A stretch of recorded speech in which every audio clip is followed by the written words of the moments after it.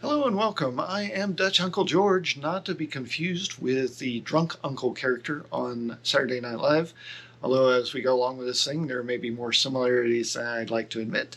But if you're not familiar with the term Dutch uncle, I wasn't either until I started looking for names for my channel.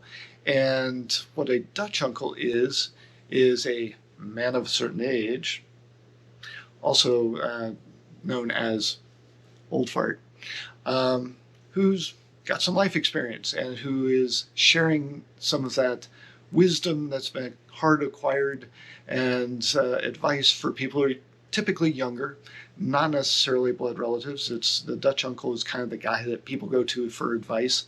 And not to say that I'm going to be right all the time or be perfect all the time, but I have lived some life, as you can probably tell by looking at the wear and tear on me.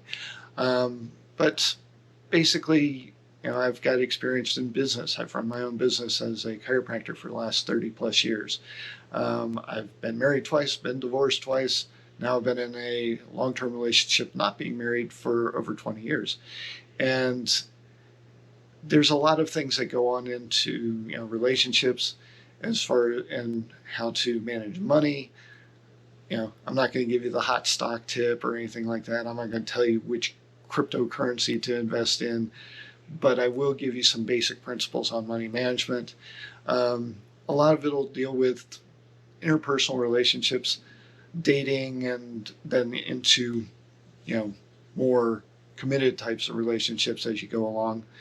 But, my past experience, I was what today would be called an incel. They didn't have that term before, although I didn't have the anger over my situation. I was more disappointed in myself, which I think today's incels, if they looked inward a little bit more, they might be able to get out of their situation a little faster and be able to find people to have sex with and relationships with.